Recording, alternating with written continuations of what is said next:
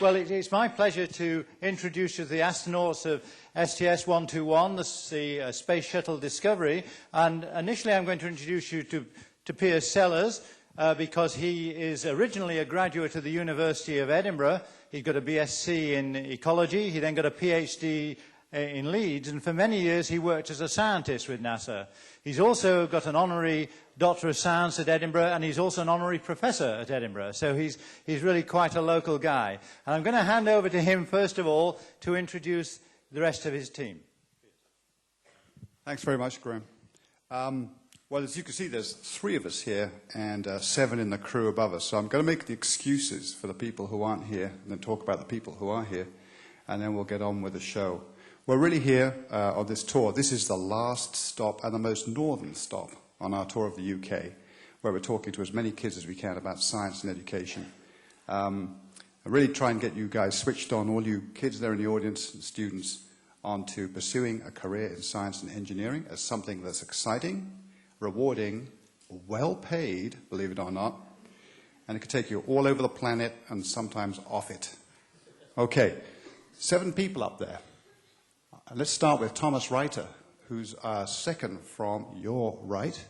We took him up with us to space station on our shuttle, and we left him there deliberately. And he is still there. He's been up there for nearly 6 months, and he's coming back on the next shuttle up that's going up 2 days from now. We'll pick him up and bring him back. He's a German Air Force officer and the first European astronaut to live on space station as a crew member. Let's see, coming along here. Steve Lindsay, he's third from your left. He was the commander of our mission, and he did such a good job, they promoted him when he came back. That is the price of competence. Look out. And he's now the head of the astronaut office, and so he's chained to his desk. And in fact, he's helping the next launch get off the ground, so that's why he's not here. Next to him, the tall guy, not me, the other tall guy, Mike Fossum. He was all set to come, but he had a family emergency. Someone in his family got very ill, so he couldn't come, had to stay behind. Stephanie Wilson, last one on the left, left Edinburgh this morning at the crack of dawn, and she's gone back to basically support a family, one of whose members is going to be on the next shuttle. So all valid excuses, and this is part of the business of being an astronaut, that you're running around doing a lot of work, which leaves us 3, the cream of the crop. Start with Mark Kelly. He's the pilot of Discovery. This was his second flight into space. Before he was an astronaut, he was a US Navy fighter pilot, fought in the First Gulf War. Then he became a test pilot, and then he became an astronaut in 1996, the same time as all of us actually. We all joined up together in 96. And this was his second flight, which means the next flight he goes on, he will be a Space Shuttle commander. Next to him, Lisa Nowak. Also US Navy, a captain in the US Navy, in fact, a specialist in radar systems and weapon systems for fighters, done a lot of work in the backseat of fighters, and went through test pilot school also as a flight engineer, correct? Okay, and then joined NASA in 96, the rest of us. And she's a specialist in robotics, so the big arm systems that you'll see in the video that are swinging around like big cranes, she's a specialist in that. Also, she's the chief flight engineer, so when the pilot and the commander are driving, she's watching and checking and correcting on a minute-by-minute basis. It leaves me. I was a spacewalker along with Mike Fossum. We did 3 spacewalks when we were up there, and we get to do other sundry jobs when we're not spacewalking. Okay, enough yak. Time to roll the DVD. We're going to tell you what it's like to do a space shuttle mission, and Mark's going to kick it off.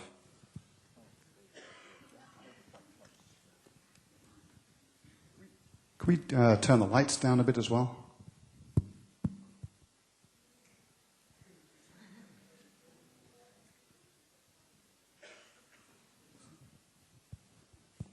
There we go. That's our patch. This is a space shuttle. The thing just, I think the computer might be a little slow by what it did there. Hopefully we have some sound and it steps along here. That's Discovery sitting on the launch pad at the Kennedy Space Center in Florida. Had 3 big engines, 2 big rockets strapped to the red external tank. We launched on the 4th of July. So we carried little American flags. We even convinced Piers to carry one. except the German guy in the back refused. So he's got that yellow and black flag. This is inside the Launch Control Center, about 25 people in there. And we climb into the orbiter about 3 hours before launch. Clock counts down, gets to 6 seconds, the main engines start. Clock continues to count down, it gets to 0, and those solid rocket boosters light, and you're off to the races. A lot of vibration, a lot of acceleration. It really kind of hits you in the back pretty hard. And 7 million pounds of thrust, it's actually about 7.5. Gets you going really fast. That's Lisa on the right, myself on the left, one of the guys that isn't here in the middle. And the bottom of Discovery, you can see the Florida coast in the background. This is looking down from the external tank. Space Shuttle initially goes pretty much straight up to get out of the thick part of the atmosphere before it then pitches over to try to really pick up speed. It goes from sitting on the launch pad to actually about 20,000 kilometers per hour in about 8 minutes and 30 seconds or so. So it's a lot of acceleration, a lot of speed. We eventually get into an orbit that's about 225 miles or so above the planet. That's where the space station orbits, and that was our destination on this flight. You see us shaking around a little bit still. Feels like a lot more vibration than it looks. To me, it kind of feels like being in a runaway train going 1,000 miles an hour down the tracks, but you're really going about 20,000 miles an hour. Here go the solids. And the shuttle and the tank rocket away. Eventually, after the main engine shut down, Lisa and Mike congratulate each other for making it into space. Because it was our first trip. And then the tank falls and hits the atmosphere, explodes, and hopefully none of the pieces fall on your head. So that was a really busy and exciting flight day one, a launch day, especially for first-time astronauts like me. But flight day two, no time to rest and really enjoy it. We had to do a big inspection. Here's a computer simulation of the shuttle's robotic arm and a boom, both 50 feet, 100 feet total, doing an inspection with special optical sensors on the end. Here's some of the actual footage we took. We're looking at the tiles, the leading edges of the wings. We want to make sure we don't have a hole like we had on Columbia. And here's some other inspections we can do with just the shuttle's robotic arm and its camera. Again, the tiles, there's some of the jets. We're going to be looking at the crew cabin area. We sent all this down to the ground, and they analyzed all these pictures. A huge team doing a lot of work, and over the next couple days, they were to analyze this and tell us that we had no damage from ascent that would cause a problem on entry. So we have this space station overhead and a space shuttle that has to catch up and dock to it. It's an orbiting laboratory. It's about the size of a football pitch, maybe about half the size now. It's going to get bigger here in the next couple of years. That's Shuttle Discovery with the logistics module in the payload bay. We get about 600 feet underneath the space station. Then we do this pitch maneuver. And the purpose behind this is to show the bottom of the space shuttle to the 2 crew members that are on the space station. They've got some high-speed cameras and a couple of windows. And they can take pictures of us to make sure that we don't have any holes in the bottom or that we're not missing any of these tiles that protect us when we have to come back to Earth. So during this period of time, we are really hoping that the space station shows up right there over the tail when we finish this. If we see it coming over the wing, we're in pretty bad shape, and it might be hard to recover from that. This is Pavel Vinogradov, the Russian station commander, and Jeff Williams is on the left, so Pavel's on the right and Jeff on the left. And they took those pictures for us. Eventually, we get in front of the space station, about 400, 500 feet or so. And then Steve Lindsay, on the left here, the Space Shuttle Commander, who's a colonel in the U.S. Air Force. He looks out the window and looks at some computer monitors and some video monitors, and then he manually flies the space shuttle, which is now on the bottom, to within about 3 inches to dock with the space station on the top. And he's actually just looking out the overhead window at a target, and it's got like a little bomb sight on it, like you would have in a fighter kind of airplane. So he's pointing up at the space station there, saying, "Hey, I did it." And then for some reason, the 2 guys on the station, Pavel and Jeff, congratulate each other, but they didn't really do anything. A couple hours later, we open the hatches. As you can see, there's no gravity in space. You know, everything floats. There's no up or down, so you can come in upside down. They hadn't seen anybody in about 3 months, so they were pretty happy when we showed up. Brought them some fresh food and clean clothes. This is a tour going from the flight deck of the space shuttle. That's the toilet right there, through that door. Then you hang a right, you go through this little mid-deck, which is where you live, then through this tunnel into the space shuttle airlock, and then you go straight up, through another tunnel, through a couple hatches, and you come out and you're upside down in the space station. And then you flip over, and that's the U.S. laboratory module. A lot of computers, controls for the robot arm. Lisa playing the keyboard there on the bottom. German guy in the pink note here. And then a bunch of bags, equipment for their 6-month stay on board the station. If you went down there, you'd go right through to the Russian rescue spacecraft. That's those blue things are containers of food that'll last months that are now on the ceiling. If you look on the side here, you'll see somebody's tennis shoes right there for running on the treadmill. And then you go through a couple more hatches. This is the back part of the space station. It's considered the Russian segment. And sure enough, there's a Russian dude in the back with a yellow shirt on. That's Pavel Vinogradov, and that's the command and control center for the station. Flight day 4, it's time to do some more robotics. There's me and Stephanie at the robotics workstation in the U.S. laboratory. We work together as a team. Here is the robotic arm on the station coming in to grapple. There's a pin on the side of that big silver can, our multi-purpose logistics nozzle, our cargo carrier. Jeff Williams has been on board for a while. He's offering us some tips since it's our first day with the space station arm. So here we are moving that big cargo module with the robotic arm up to the space station and attaching it. And then we'll be opening the hatches and over the course of the docked period of the mission, unpacking it and then moving things in. Somebody compared it to moving out of your house while somebody else is moving in at the same time. So there's a lot of work to do. Okay, it's flight day 5, and it's time to do a spacewalk. And the first thing you do is put on a mask and breathe pure oxygen.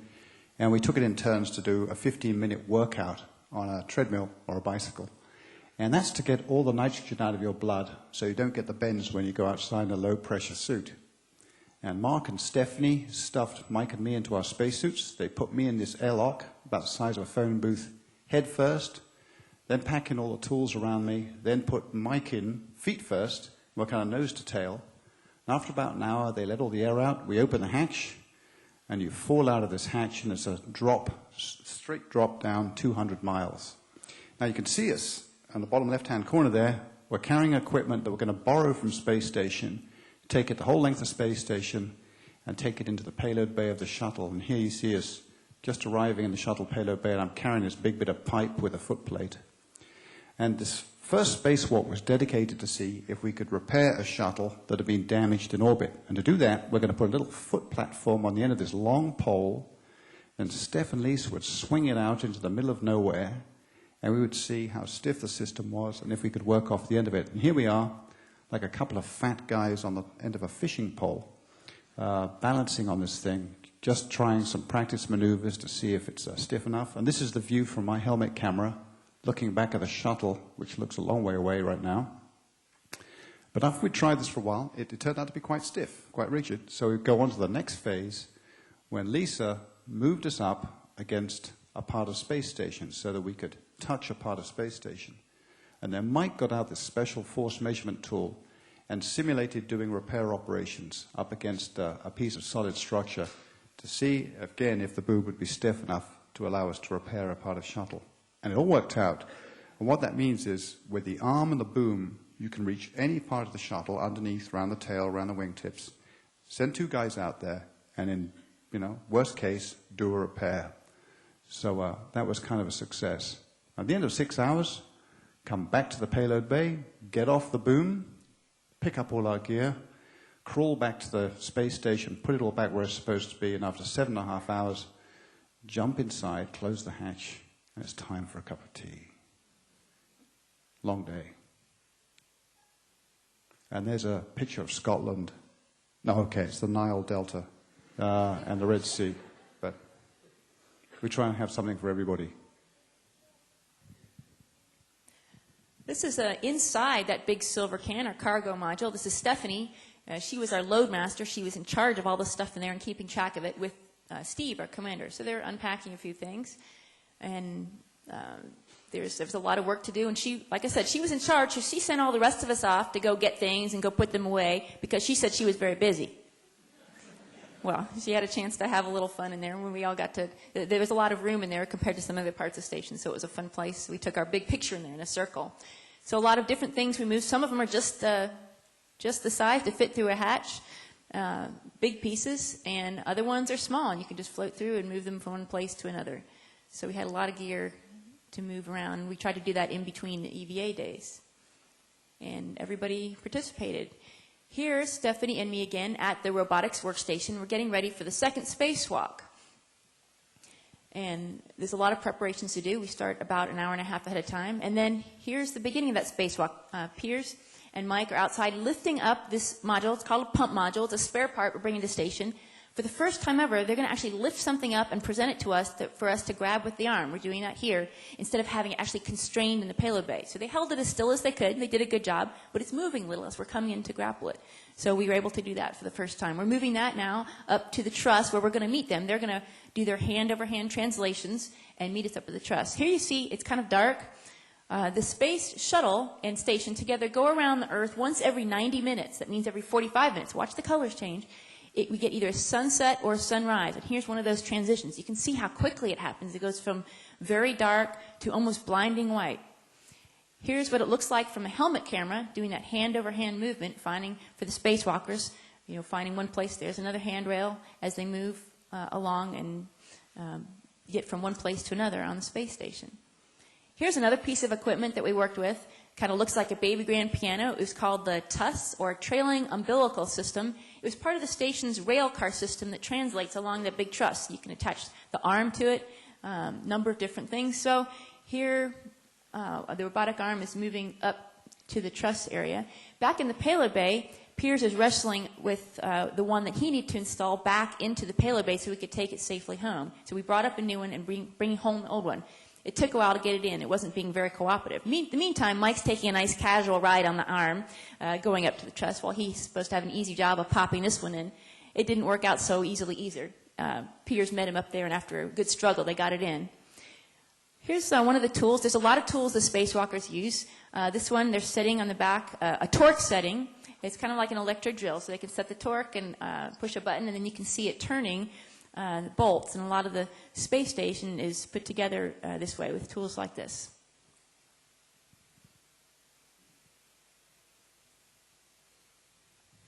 And here we go. This is a view of the exterior space station. That's where we keep all the spare parts, and that's where we stored some of the things that we brought up. Now, we do the spacewalks on a Monday, Wednesday, and a Friday sort of basis. And on Tuesdays and Thursdays, we get to fix our spacesuits and fill them up with oxygen, change the batteries out, fill them up with coolant, and get ready for the next spacewalk. So you're always quite busy when you're on orbit.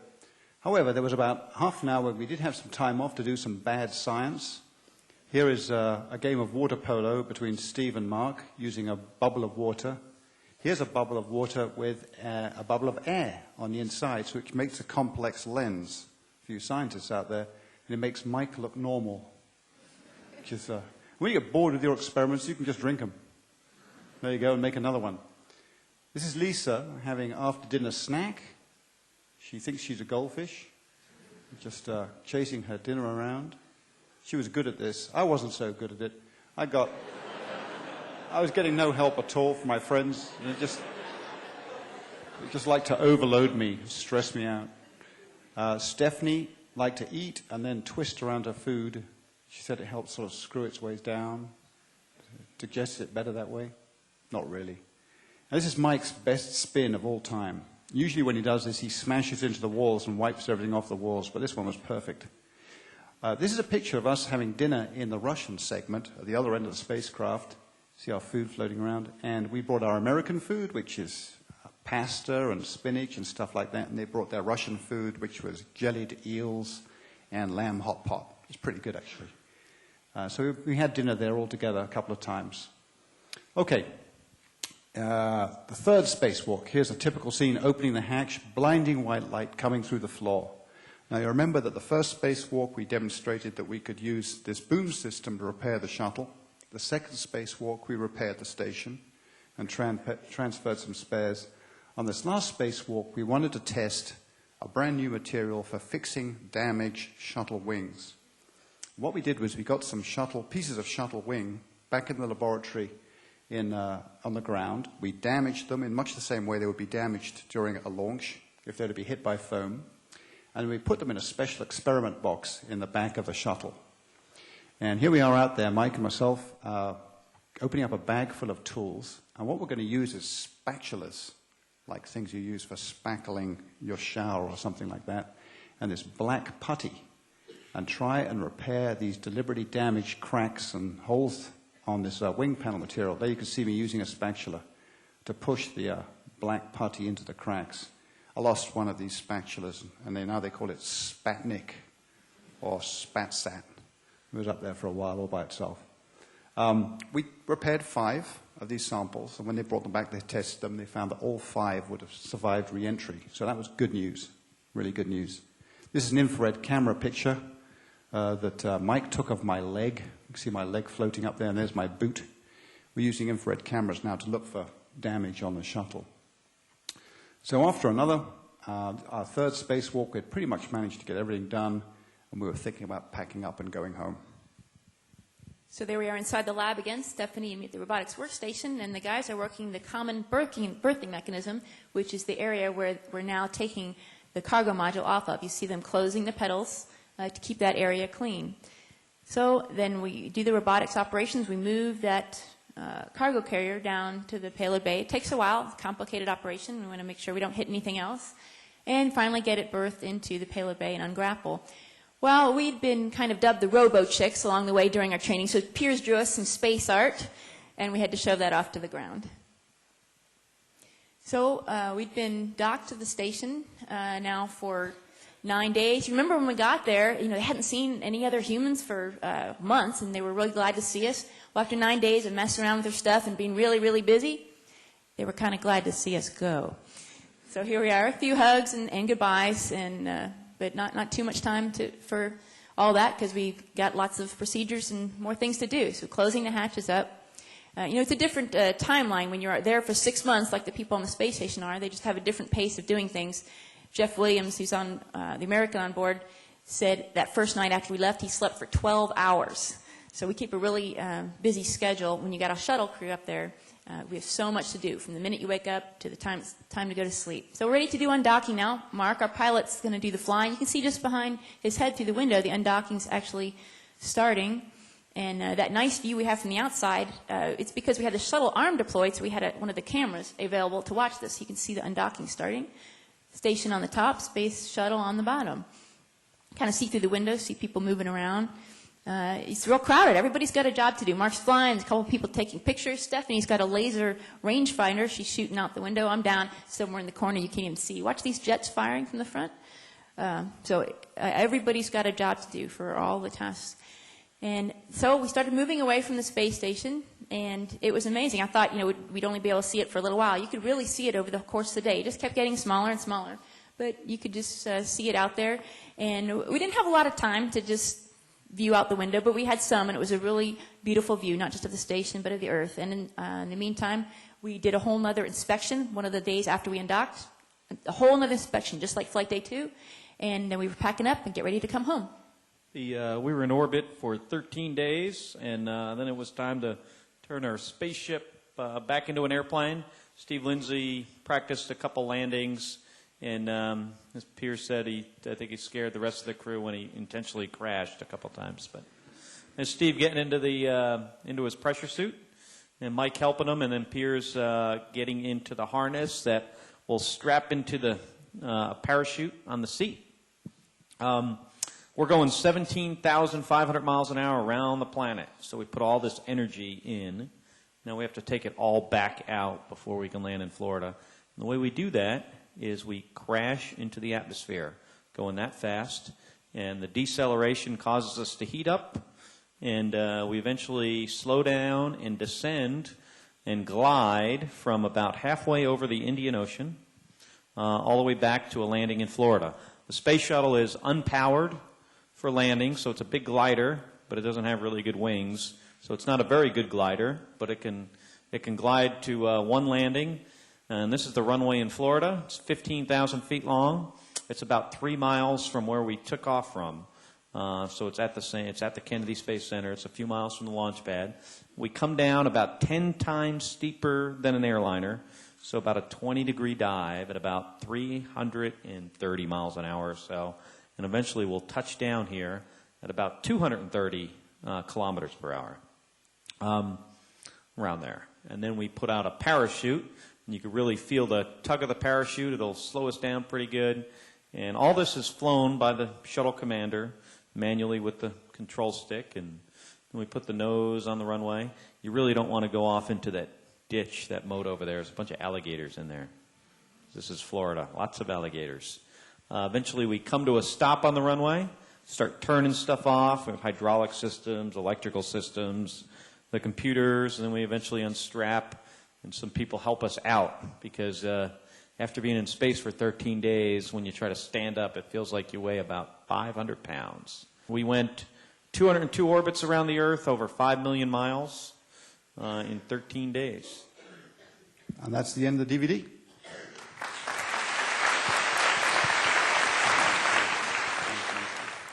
So, anybody here with a question?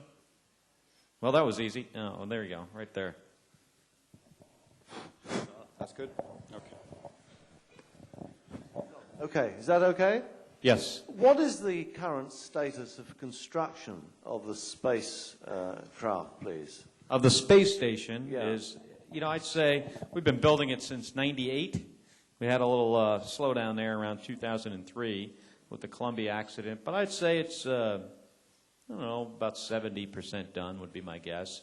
We have about 2 more major modules to put up, a Japanese laboratory and a European laboratory called Columbus.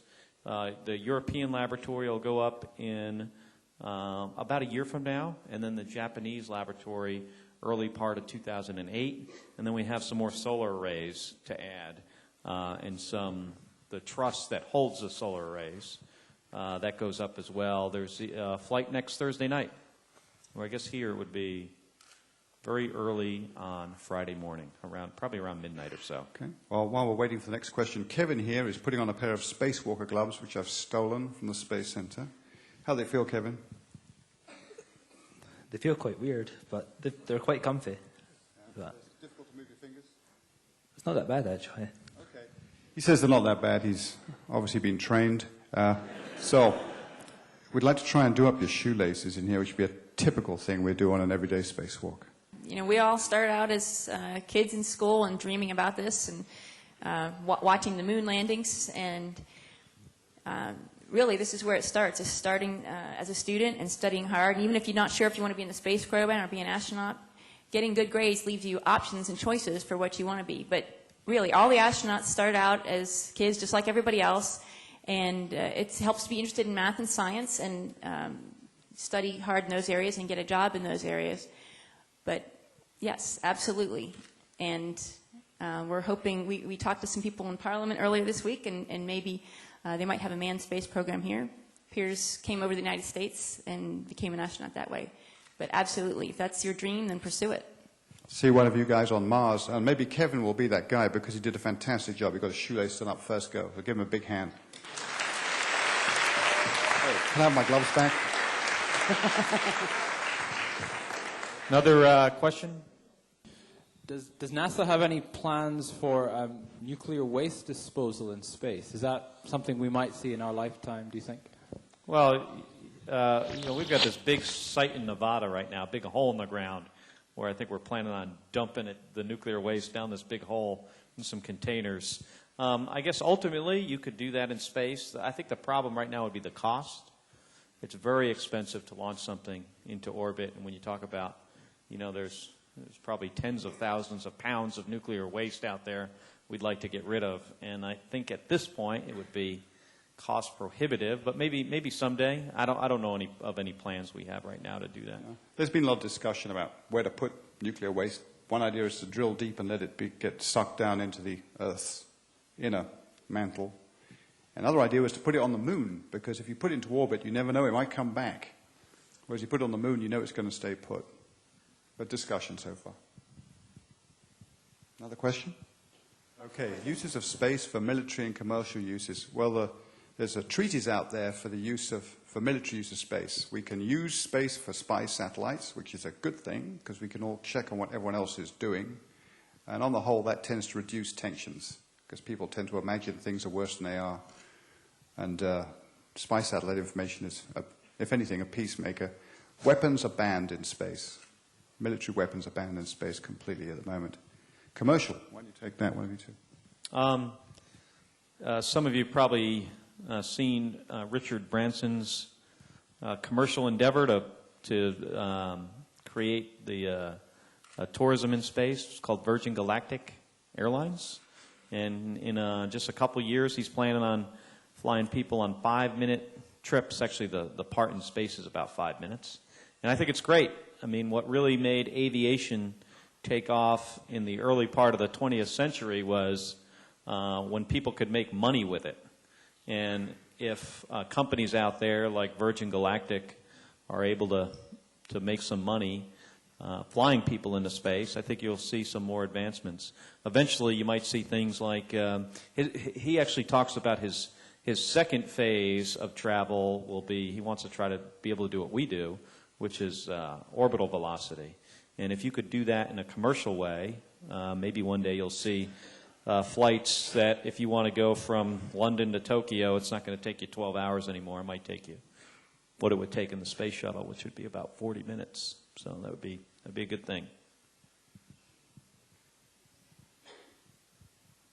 Yeah, right here. Why don't you shout out your question, because I could hear you from here. How do you do the toilets in space? Do you mean use the toilet or clean the toilet? I think that's one for Lisa. You know, we have a bathroom just like everybody else, and if you actually look at it, it doesn't look that different, but it operates a little differently since on Earth you have gravity to make everything go where it's supposed to go. Well, we don't have that. So we have a suction system to make it go where it's supposed to, and you've got to also to make sure you're sitting in the right place and be careful about that. And then Mark's the pilot, so he has to clean it if we mess it up. And if you mess it up, everyone is really, really angry with you. Yeah, next question right here.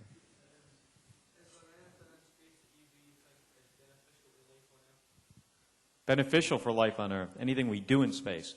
Well, you know, over 40-something years of, you know, Americans and other countries traveling in space, we've had a lot of technological advancements that help people every day. And you probably don't even realize them, what they are. One example is, you know, the fact that you have a computer processor in a little box that you can carry in your briefcase or even put on your desk has nothing to do with Bill Gates and all those internet guys out there, and everything to do with Americans trying to send people to the moon. That we had to shrink down computers. Before then, computer would take up, you know, half the size of a room, but we needed to make them very small so we could put them on the lunar lander, get them down to the surface of the moon, and back up because things had to be really, really light. So we shrunk those computers down. So that's, you know, one thing that most people don't realize. There are numerous examples of things out there that benefit all of us.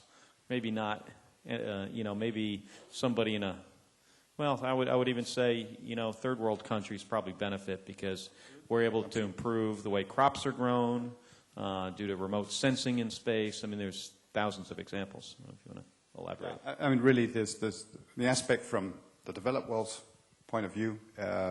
Space exploration is a huge driver on our technology. Aerospace, computers, material science, health, you name it. A lot of it comes from spin-off from space. And without the satellite system, that's, you know, the unmanned satellite system we have now, you would have no communications worth much. Very limited communications, just what you could have from cables. And you wouldn't have all the weather satellites, and you wouldn't have all the remote sensing aids. So we get a lot out of our space industry, an awful lot. About this guy right here. How do you train to be an astronaut? You want to take that, Lisa?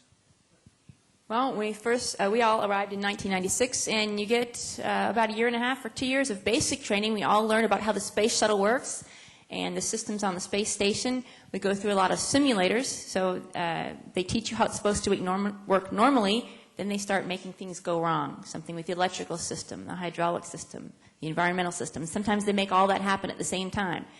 So we can train to fix them and to work under pressure and learn how to work with each other, which is very important. So we have simulators for the shuttle, but we also learn, we have simulators for the robotics. The EVA, the spacewalkers, practice underwater. There's a big pool, and they get in their spacesuits and go under the water, and they change their weighting so that they're not floating up or down. It's kind of neutral. And so we have all these kinds of training. We fly in our T-38s to learn, again, how to work with each other and practice flying a vehicle. And there's many days and hours of training just in general. And then later, when you get assigned to a space flight, you do all those same things again, now working with your crew, and train for usually about a year on the particular task you're going to do on your mission. But you know, one thing about training to be an astronaut or anything else, all of us were something else first before we became astronauts. A pilot, an engineer, a scientist. And before we became those, we had to work hard at school. So any of you want a career like that, you know, a technical career in medicine, engineering, flying, whatever, it starts here. It starts today in school. Does anybody Really? way in the top have any question? It's quiet on the right. This guy over here. How do you exercise in space? A couple ways. Actually, a few different ways. We have on the space shuttle, we have a stationary bicycle. We also have one of those on the space station. There's a treadmill on the space station with some big rubber bands and a harness that holds you down on the treadmill so you can run. And then also there's a thing that could mimic lifting weights with friction rather than, nothing has any weight. So, but there's ways you can do those type of exercises. How about right here? How many satellites? I have no idea. That's the first time. That's a new one. Usually we get one new question we've never heard before and everything, and you got it. Hundreds. Yeah, I think there's at least 2,000 pieces of space junk. But all that stuff comes home, so there's probably, maybe another, I bet you there's about hundreds of satellites. Hundreds of real satellites. Yeah, we've been launching stuff for 40 years. Yeah. How about you right here? Medical risks? Medical risks. Well, one of them is calcium bone loss, and the exercises that Mark talked about are a real help to minimize that. We can't totally prevent it, and muscle loss also. Some people actually come back a little stronger from the space station than before they left. So that's very important. One of the other medical risks that we haven't quite figured out all of is radiation. Now, to be on board the space station, you get a certain radiation dose, and that adds to your lifetime accumulation. And so you can only go a certain amount of times. Where this really becomes an issue, we're talking about going to Mars, and you're going to be gone for a lot longer and further away. So this is one of the big issues that we need to figure out before sending people to Mars. Okay, how about right here, the yellow? Have we seen a black hole yet? There's a black hole at the center of our galaxy, from what I understand. But it's pretty far away, and you can't see black holes because they're black. We can see, we haven't seen black holes, so luckily nowhere near the space station or Earth for that matter. But have you heard of the Hubble telescope? Hubble telescope is a big telescope that flies around the world, and that has seen places where we can see black holes sucking material in around, and long way away, don't worry, into themselves. So we have directly observed black holes using telescopes. One perspective that you can get, you can see pictures of the Earth that we bring back, but looking at it ourselves, I found was a unique experience. It's not like on the Apollo flights, we can see the whole Earth at once, but you can see a good part of it. You can see the horizon and the colors. One thing that a lot of people that have gone to space notice is that you're looking at the Earth, which is beautiful, and what is most interesting is what you don't see. Like when you look at a map, you see borders between countries.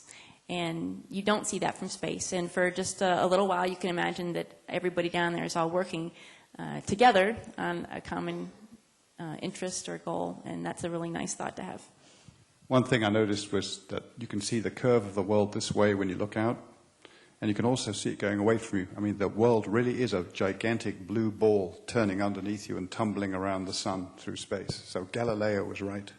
And the atmosphere is very, very thin. At least, we're pretty high, but when you look down, when you look up, you're standing on Earth, you think you have this huge atmosphere above you, that protects all of us. And when you look at it from, granted, we are really high, but it just seems very, very thin, and looks like it just got blown away. We're about done now. We're going to have to say goodbye to you all. Thanks for being a great audience and showing up on a chilly afternoon. And in all the discussions, when you talk to other people, astronauts, doctors, whatever, all of them kind of think back and remember how hard their teachers worked to help them get started, help them get moving along towards degrees and then careers. So for all of you out there, please pay attention to your teachers. They're doing their very, very best to help you get from there to here or wherever you want to go. Good luck.